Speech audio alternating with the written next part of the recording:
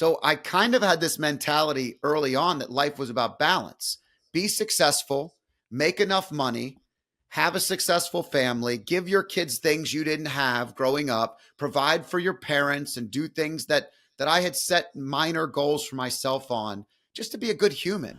But it was still not enough. In terms of folding that into life optimization and helping people specifically with the life optimization methodology, which we're going to unpack in a moment, where's that come from? Where was that born out of for you So personally?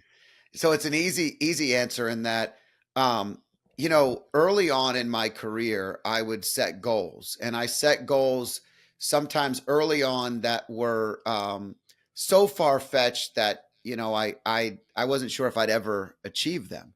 I would just write things down, and it started out with kind of a brainstorming of things that I wanted to accomplish. My earliest goal setting was all stuff related, like embarrassingly it was just what I wanted. And it was because I was in my 20s. I had just graduated from college and I wanted a house. I wanted to have a place to raise my family. I wanted to, drive a reliable vehicle. I wanted to be able to go on vacation with my family, things that I did not grow up doing as much. And Mm, so I wanted that safety and security, right? And I wanted to build something better. Then it kind of migrated into organizing those things. And, it doesn't take long to establish goals that you achieve when it's stuff related because it's empty and it's weak. And you're like, why do I still feel like I'm missing something? And so I started to go through an analysis and I started to say, okay, I have all this stuff in my brain. So a great example is, you ever wake up in the morning, you get in the shower and like you just start thinking of everything, or you wake up in the middle of the night and you have like all these thoughts and you can't get them. They're just on loop. And it's like, I have to do that. I have to do that. I need to do this. And I am a person that's constantly wanting to make the world a better place. My world, your world, everything. I mean, I woke up this morning and looked at our house and I said to my wife, we've got to remodel some of these things. I'm tired of looking at the same thing. We haven't done anything different in 15 years in here. I feel like I'm staying in a bad Airbnb. And she started laughing, and we had a conversation. But I'm just trying to make it better, right? And in doing so, I had to organize those thoughts. So mm, how did I do that?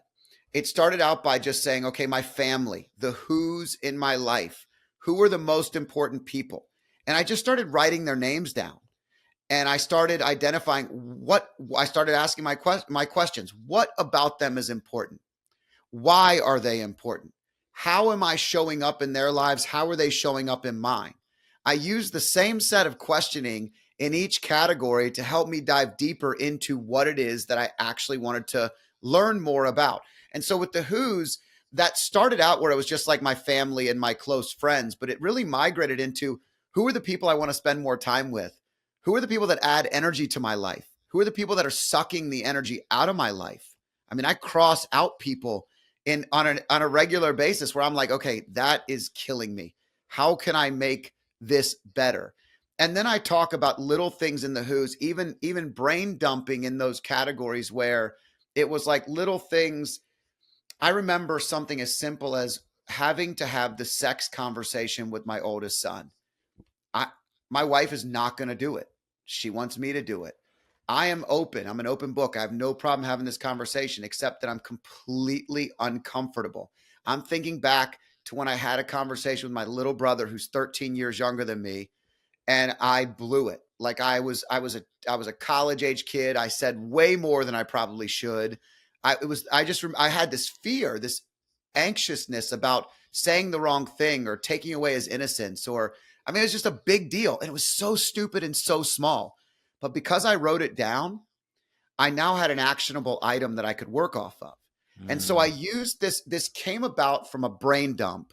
It's a long answer, but it came about from a brain dump, and it started with the who's that mattered most. And it went into what I was doing and all the things that were holding me back or all the things that were in the way. And then my whys, and then my what, and then my hows. How am I doing it? And I just started to dive deeper into these areas. And it really, if you think about it, there was a North Star in the middle. What am I aiming towards? I would go through after the brain dump and basically just circle the most important couple of things. And that's what I'd work for 90 days. That's what I'd Mm, work for the next 30 days. Sometimes it'd be my year goals. And I further, you know, in order to teach something, the last point I'll make, in order to teach something, you have to refine it for yourself. And for me, I practiced and practiced and practiced this entire system until I felt like it was so good that I had to share it with people. mm, And I found myself sharing it many years ago. A friend of mine had just called me, and she had worked for me for many years, and she was struggling, having a really, really bad time. And like it felt like everything was just not going well for her. And I went into my office, I set up my iPhone, and I pulled out a flip chart, one of those big white flip chart things you can write Sharpies on. And I did an entire presentation for an hour on my system. And I just mm, said, this is what I do when I feel like you feel. And mm. she loved it, like absolutely loved it, has watched it multiple times, just reached out to me yesterday and asked me if she could send it to somebody else. And that's where the systematized, process driven, teachable product came from.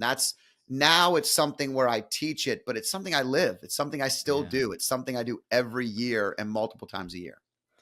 Love that. There's a couple of things that you said. Is that one of the things I know you said that why it started off with material items. That was definitely the case for me.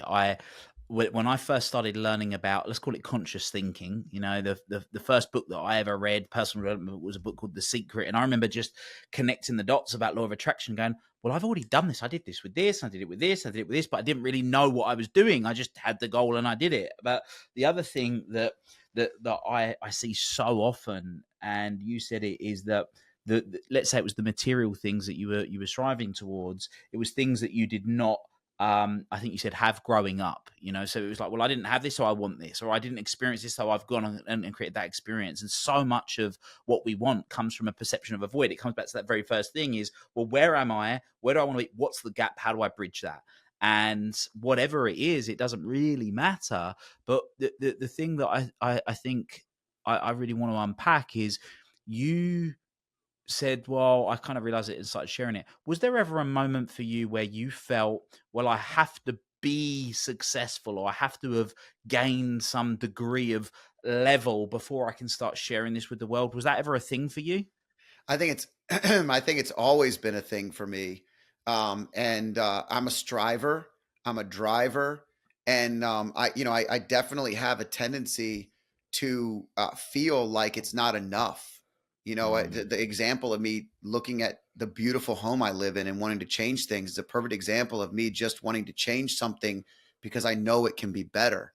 And mm, so, yes, I think that I did want to attain a certain level of success, but then it becomes laughable because there's never a level of success when you're striving to be better that's ever going to make you feel what you're searching for. If that's what you're searching for, it's mm, weakness. That's an emptiness. It's like money, right? Money is something that the more you have, the more freedom you can have, the better you might feel.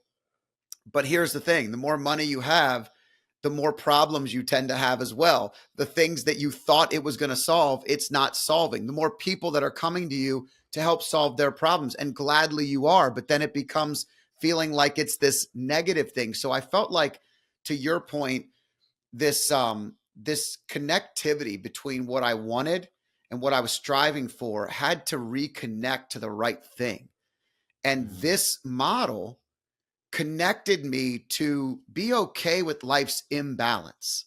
So I kind of had this mentality early on that life was about balance. Be successful, make enough money, have a successful family, give your kids things you didn't have growing up, provide for your parents, and do things that I had set minor goals for myself on, just to be a good human. And but it was still not enough. And so as I started to lay out these parameters, I started to feel fulfillment in the imbalance, because no matter what we're striving for, we're usually striving for something. If it's work related, we're giving way too much time into our work, and then everything else is suffering. But we're really successful at work. If I'm giving way more time to my relationship, I'm really successful in my relationship. Surprisingly, we're very successful in our relationship. Or our children. I'm at soccer tournament after soccer tournament, and my boys and I are really aligned and we feel great, but I'm missing something at work, right? So like it was this constant imbalance, but I got comfortable with the imbalance and I stopped chasing success. Mm, I started chasing process. I started enjoying the present moment. I started paying attention to what I was successful at and being happy with it and being mm. joyful about those moments. So it's such a deep question, such a simple ask, but such a deep question. And what are you, for the people that are listening right now that maybe have been chasing success? You know, they have been, oh well, when I hit the X figure turnover or the Y figure profit, or when I've just got that extra zero in the bank balance, or whatever it might be. I mean, tell me if I'm wrong, Scott, but like Freedom Street Partners operating in 7 states around the world, $3.5 billion assets under management. I mean, that's not a small wealth advisory firm. You know, at what point was there a step change for you in terms of almost letting go, let's call it that, of chasing the success, but actually seeing the growth of the success grow by not chasing it, if that makes sense? Yeah, no, it makes perfectly good sense. Again, I'll go back to a couple of things. Number one, the older I get, the more spiritually connected I got. The more God was the focus of my life and not money or not even success in general. Like money was never my God. I was always connected, but I hadn't surrendered. You used the word surrender. And Mm, surrender was the word it's the word I just used in this conversation prior to our podcast with the other individual who's going through this. We were acquired last year. And so I built my company and then I sold my company last year at the end of the year. And in order to get to that point, to where, and I didn't sell it and get out. Like I sold it and I'm still involved. I still run the day-to-day operations of the company. I also run it on a larger scale with the new company. And, but I had to surrender my connectivity to that was too connected early on. And what I found was by releasing myself to something bigger than myself. My why was God. My why was spirit. My why was serving this universe in a good way, being a good human. But if I really thought about it, I use this analogy all the time, Will. I've done 4 eulogies for all 4 of my grandparents that are passed. I got to stand up on the altar and give each of their eulogies, the main eulogy for all 4 of them. And I didn't talk about their careers. I didn't talk about how many assets under management someone had, that none of them had that stuff. They didn't do that stuff. I talked about who they loved, how they loved, what they loved, and why they loved it. mm, And when you think about that, that's the people in the room. That's the stories of life. You know, it's the little things that matter. And you go through life so many times focused on the wrong things. So when you take the business, for example, because the question was great and it's so aligned with my thought process, I had a I had a need to do something bigger in this industry. So when I started the business in 2016. I wanted to change the world.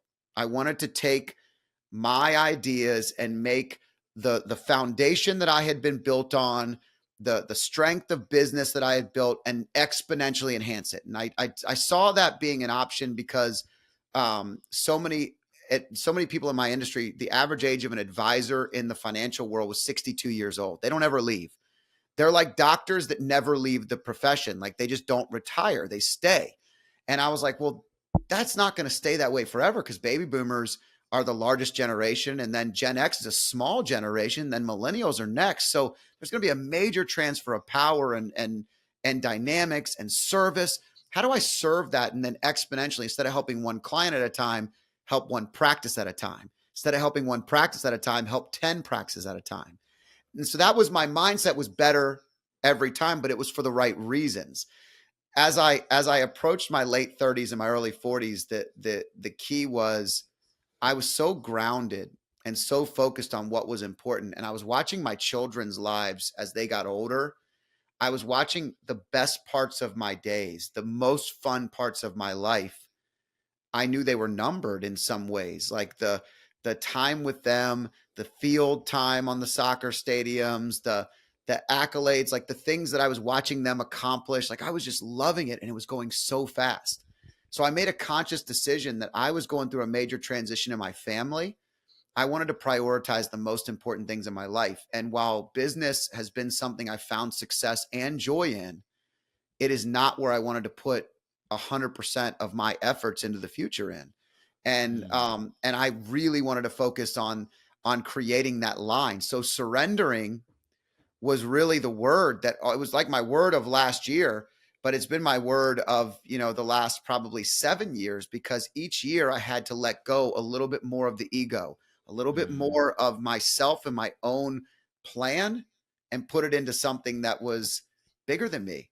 And when you make it about impact and you focus, the last point I'll make, when you constantly, whether it's a eulogy or you're buying someone's business that they've worked in their entire lives, what you see in someone's end is if their business was their impact, they are very guarded, upset, they feel loss, like they can't move on. They retire and they die, right? That's it. They stop working and they die.